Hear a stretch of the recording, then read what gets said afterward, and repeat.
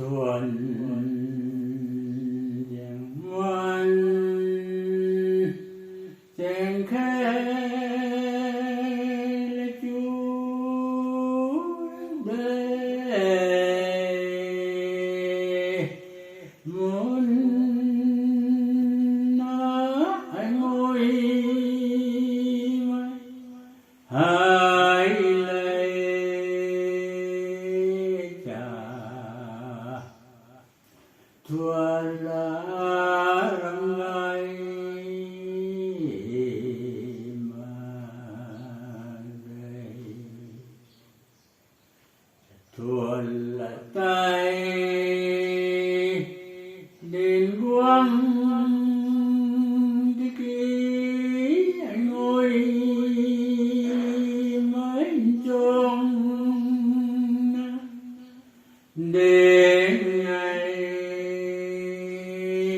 tầm một khang cố biến quân thầm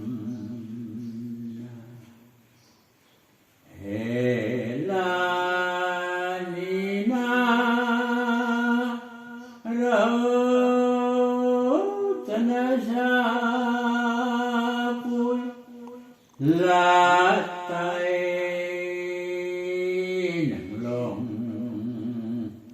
nguồn lao đi dấu muốn hai ngôi mây đây thế là ni na rau chân sa bụi lá tay lòng nguồn lao và ngày muốn buông đình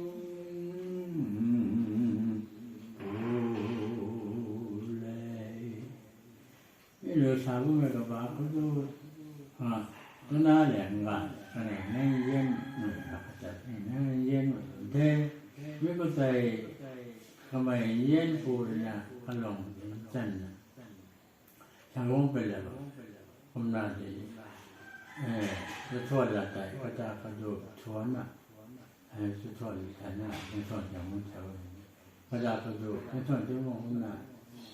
trong xã hội mình là tại thua là để tiêu đi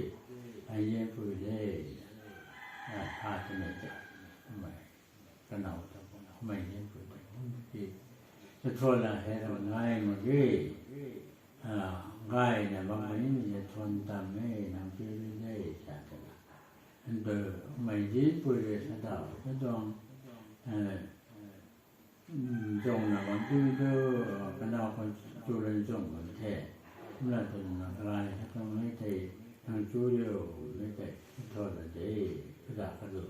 cái thôi trong một số mình là chỉ mới là thực hiện là có gì nên cái nào rồi là sao tạo nó không